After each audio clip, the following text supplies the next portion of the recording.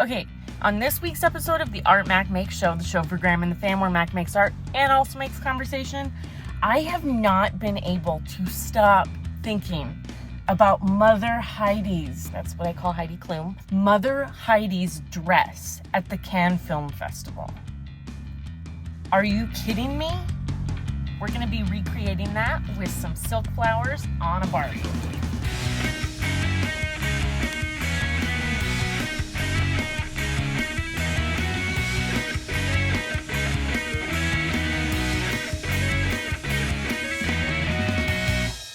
I'm talking right now in the car because Kurt's home and I don't really know how I feel about filming with him around. I just get so shy and embarrassed because he's a boy and he's cute. Oh my gosh. Oh no. I also got a Diet Pepsi and Necco wafers. Those are for Kurt. The Diet Pepsi's for me. Ready, you want to go take that to Dad?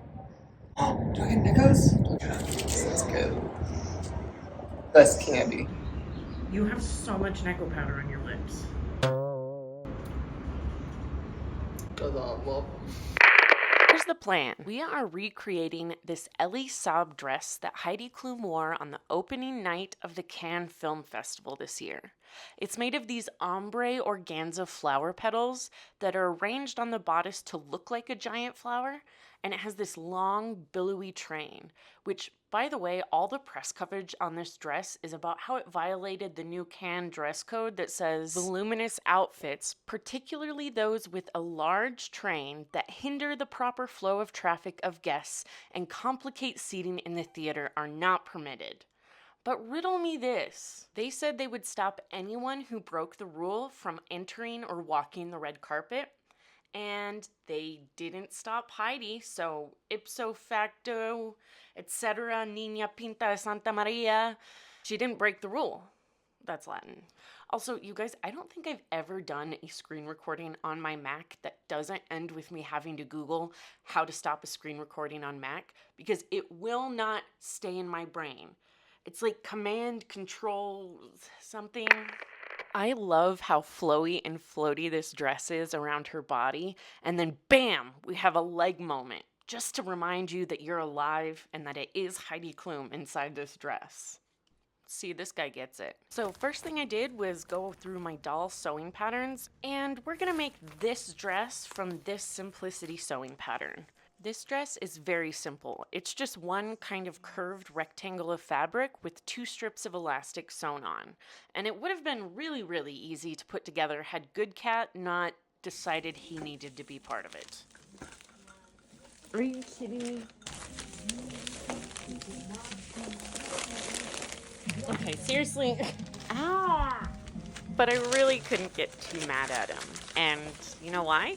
well. So I'm fitting this to a modern slim Barbie body type, and right now we're just using one of my several headless dolls as a model. I added the slit, very important, and then we have our little sheath dress completed. When you add a train to a dress, where do you add it? Where do you add the train? Yeah. Do you add it like up here? Like on the back?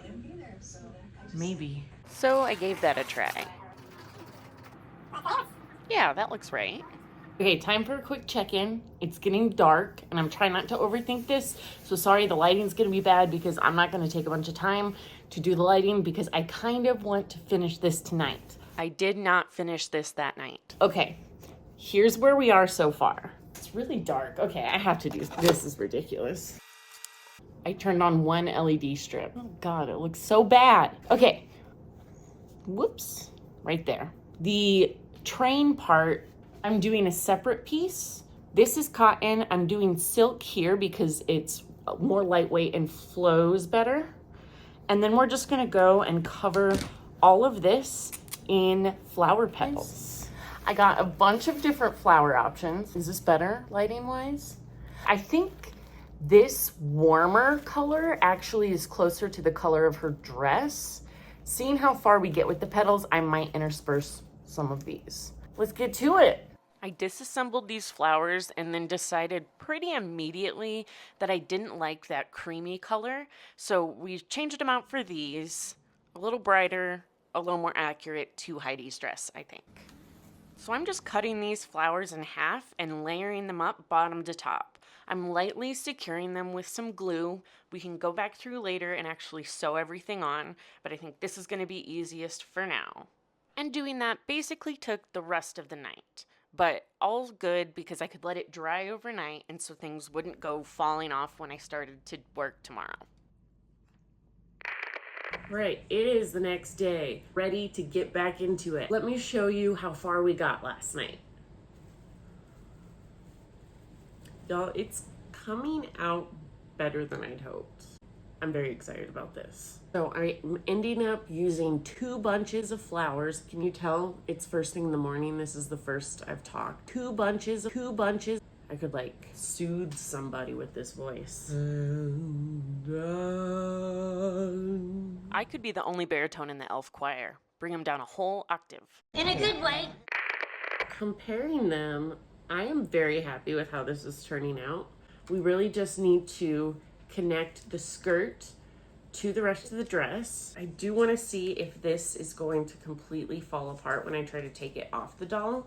We could just leave it on this doll, but genuinely the main reason I want to change is because these legs are straight, they don't bend, and I really want to be able to give her her best Angelina leg dress moment. Older dolls tend to have these rubber legs that can bend. I don't know why they abandoned that technology because it's pretty great. I think that's going to be the best way to achieve whatever. So let's just see if she can fit.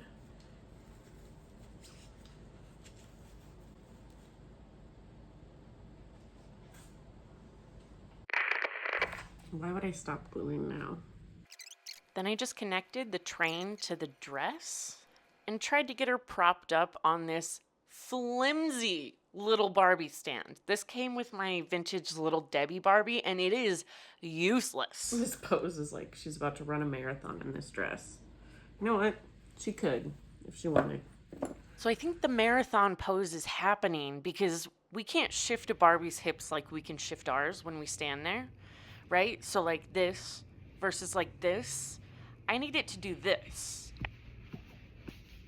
Get it? Well, maybe not that, but as we've established, getting that leg popping out is a major element of this look.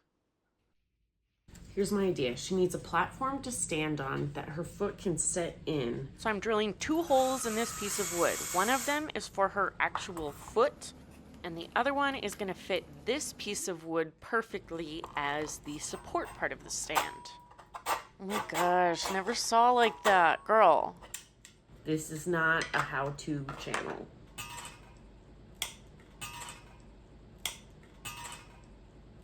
Possibly not related, but probably I am heading to the dentist because I have a crack in my tooth. It's fine. It turns out there wasn't a crack in my tooth. It was a craze line from clenching and grinding my teeth. So Mama has a night guard now and a model of my teeth that I asked the dentist if I could take home. This piece of wood is actually part of a box and we need to add some weight. So I'm pouring plaster in the bottom part of it and we'll just jiggle it real nice and leave it to sit. And that was the final step in getting our stand ready. So what's next? I am not confident about my doll head styling skills, but I guess we're gonna figure that out this morning. We're gonna keep the styling pretty light on this Barbie. Past experiences have made me pretty hesitant to do too much trying to style a doll's head, like repainting it or anything like that. But we can try to mimic this kind of loosely curled, almost grungy hair. But even that is a big challenge for me. I had to recurl it like 3 times. At one point, I just started waterboarding her. I don't know. Back at the dream shelf, I've been thinking this would be a really great red carpet room, meaning we make it look like a red carpet, because I have a lot more ideas of red carpet dresses I want to make. So I have this lighting rigged up. I'm thinking it could be fun to do some like painting on the backdrop and then get an actual red carpet laid out, and then we can have her fully set up and bring it all together. I took the curlers out, then put them right back in, because again, I don't know what I'm doing. But I did use some eyeshadow to darken her roots, so I was pretty proud of that. And now we gotta somehow fit this head back on this neck. Y'all, I feel so bad. Look at her. Look at that mashed up Cindy Lou Who looking. Ooh, did we get it? Oh. Oh my gosh. God bless her. She's never looked better. Look, the head is on and the hair is messed up. So we gotta curl it again. I only needed to get one shoe and I trimmed down this pump to look more like a sandal. Gorge. And here she is in front of the completed background. I'm gonna be honest and tell you that I made this at the beginning of the summer, but a lot of times when I'm in the middle or just at the end of making something, I start hating it. I don't think it looks very good, so I don't make a video out of it. But then I just walked past this the other day on the shelf and I was like, okay, all right, I knew what I was doing. That looks really good, right?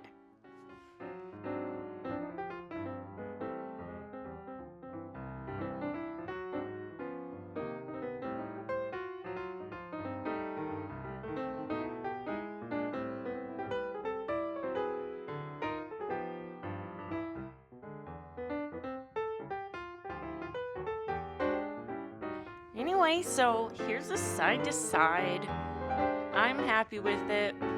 I don't know. What else do I say? I say thanks for watching this episode of the Art Mack Make Show. Hit the like button if you liked the video. Subscribe if you want to be part of the group. And I'll send you the next episode soon. Thank you so much for watching. Bye-bye.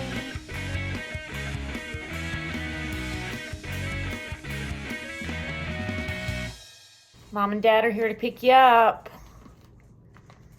Is that us? Yeah, we're Mom and Dad. Or are we picking up? The viewer? If they're a subscriber, we'll get ice cream.